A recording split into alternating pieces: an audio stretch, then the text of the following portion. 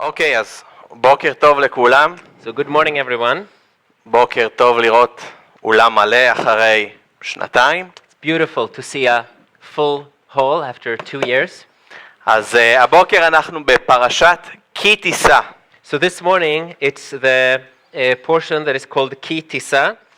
הפרשה הזו מתחילה בספר שמות, פרק 30 מפסוק 11. It starts in Exodus chapter 30 from verse 11.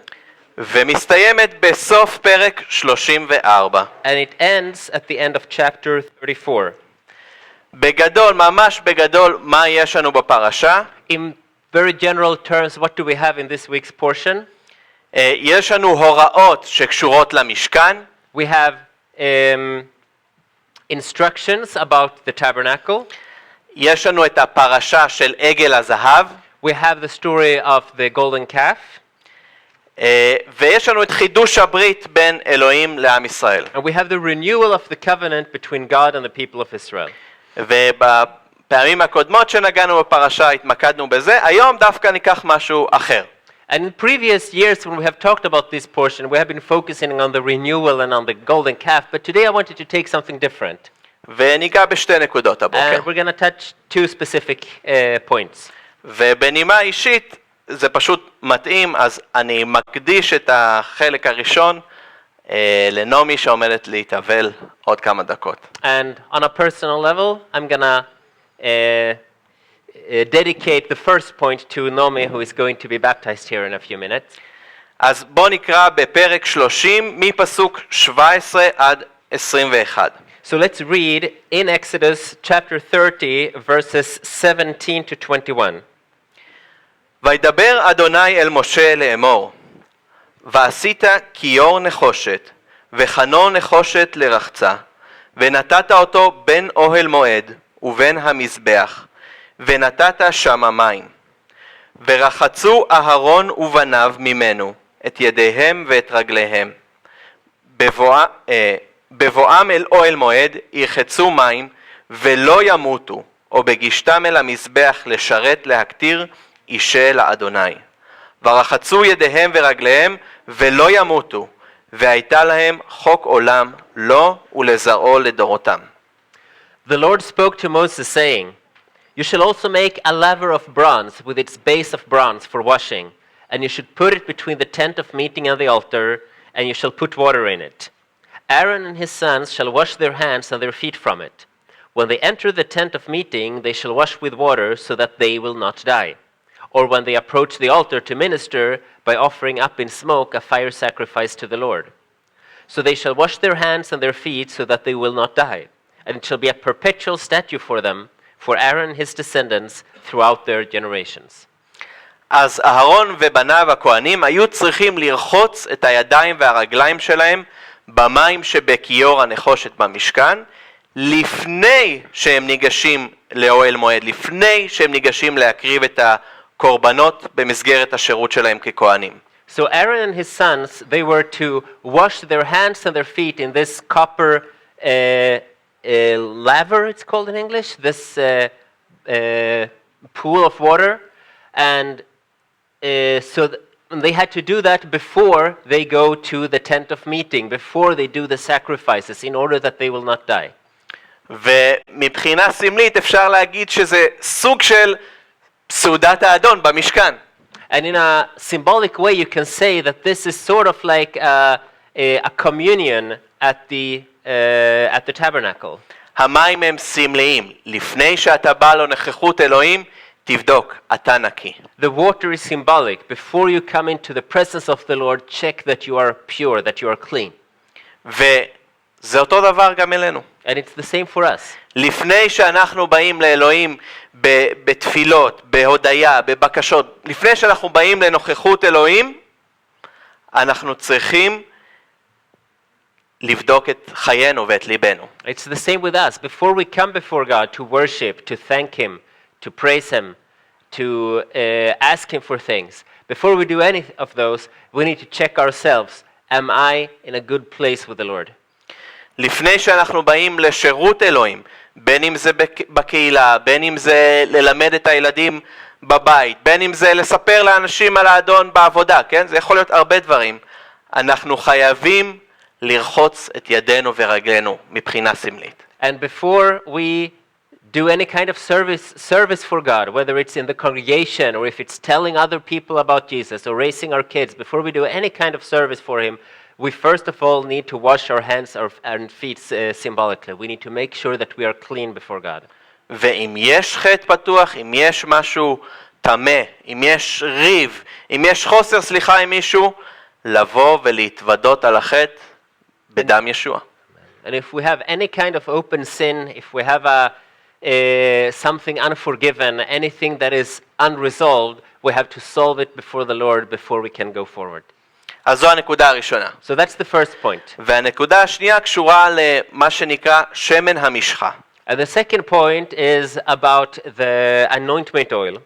בפסוקים 22 עד 25 באותו פרק, From verse 22 to 25 in the same chapter, אלוהים קורא למשה להכין תערובת בסמים מאוד מיוחדת עם חומרים ספציפיים והוראות הכנה ברורות. God tells Moses to prepare a special kind of oil perfume with very defined ingredients, very defined proportions, and exactly the way it's supposed to be made. ואז בוא נקרא רגע מה הוא היה עושה עם זה מפסוק 27. So let's read what he's supposed to do with that from verse 27. סליחה, מ-26. From 26, sorry. אז עם המשחה הזאת, עם הבוסם, ומשכת בו את אוהל מועד ואת ארון העדות, ואת השולחן ואת כל כליו, ואת המנורה ואת כליה, ואת מזבח הקטורת, ואת מזבח העולה, ואת כל כליו, ואת הכיור ואת קנו, וקידשת אותם, והיו קודש קודשים, כל הנוגע בהם יקדש. ואת הארון ואת בניו תמשוך, וקידשת אותם לכהן לי. ואל בני ישראל תדבר לאמור, שמן משחת קודש יהיה זה לי לדורותיכם. על בשר אדם לא יסח, ובמתכונתו לא תעשו כמוהו, קודש הוא, קודש יהיה לכם. איש אשר ירקח כמוהו ואשר ייתן ממנו על זר ונכרת מעמיו. So with this oil or perfume, with it from verse 26, with it you shall anoint the tent of meeting and the ark of the testimony and the table and its utensils and the lampstand and its utensils and the altar of incense and the altar of burnt offering and all its utensils and the laver and its stand. You shall also consecrate them that they may be most holy. Whatever touches them shall be holy. You shall anoint Aaron and his sons and consecrate them that they may minister as priests to me. You shall speak to the sons of Israel, saying, this shall be a holy anointing oil to me throughout your generations. It shall not be poured on anyone's body, nor shall you make any like it in the same proportions. It is holy, and it shall be holy to you. Whoever shall mix any like it, or whoever puts any of it on a layman, shall be cut off from his people. אז שימו לב, אחרי שהוא הכין את זה, משה היה צריך למשוח בו את אוהל מועד.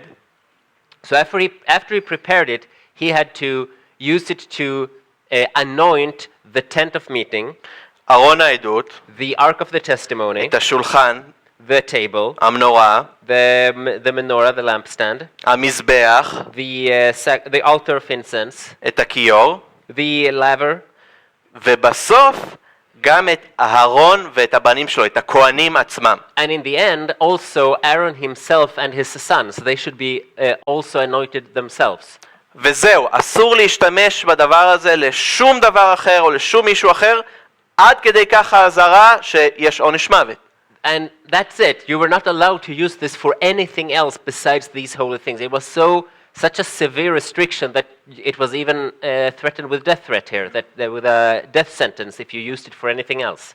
אז שימו לב, הריח המיוחד הזה היה על כל הדברים במשכן שמסמלים את נוכחות אלוהים. So notice this, that this very special smell was on everything that symbolized the presence of God. ואותו ריח על משרתי אלוהים. And the same smell on the servants of God. ואני חושב שזה אמור להיות נכון באותה מידה היום. And I think this should be true today as well. הריח של נוכחות אלוהים היום זה לא הריח של הבושם הזה, The smell of God's presence today is not the smell of this specific oil. הריח של נוכחות אלוהים היום זה הריח של פרי הרוח. The smell of God's presence today is the smell of the fruits of the Spirit. אהבה, שמחה, שלום, Love, joy, peace. אורך רוח, You should know them in English now. Patience, נדיבות, goodness. טוב לב, That's also Good. goodness. Generosity, maybe. נאמנות, Faithfulnulness. ענווה, Meekness. Humbleness, Humility. כן. Humbleness. ריסון עצמי. And what? Self-restraint. אז כשאנחנו בתור מאמינים נושעים, בתור משרתי אלוהים, מסתובבים בבית, בשכונה, בבית ספר, באוניברסיטה, בעבודה, זה הריח שאמורים להריח. So when we as believers walk around in non-believing contexts, at work, in schools, at universities, in the army, wherever, that's the smell that's supposed to be emanate from us. אז בכנות, אני רוצה שנשאל כל אחד את עצמו כמה שאלות הבוקר. So I really want everyone to ask themselves some questions this morning. אם נשאל את הילדים שלנו, מה הריח שלנו? If we ask our kids, what is our smell? ריח של עצבים וצעקות, Is it a smell of screaming and annoying at one another? או ריח של אהבה ואורך רוח? Or is it a smell of love and patience? אם נלך לעבודה ונשאל מה הריח שלו, If we go to work and we ask, what's this person's smell? מה יגידו? will גאווה they say? ואנוכיות? Will they say pride and self-centeredness? או ענווה, נדיבות? Or will they say generosity and humility? אם בתוך תוכנו אנחנו יודעים שרוב האנשים יגידו שיש ריח רע, זה נורת אזהרה, לבחון את החיים. If within us we know that other people are going to say that they smell bad, that we smell bad, that should be a warning light. That means that we need to fix something. ואם בכנות אנחנו יכולים להגיד שנראה לנו בוא נגיד, אף אחד לא מושלם, אבל לפחות רוב הזמן זה כן הריח הטוב. Now, no one is perfect, but if we at least can say that most of the time we are giving out a good smell, אז תודה לאל זה בחסד, then praise God, it's through His grace. ובוא נזכור לחזור כל יום לכיור, And let's remember to go back to this basin, to this laver every day, כדי שהריח הזה ימשיך להיות מופץ. so that this smell will continue to be the one that we emanate. אמן. Amen.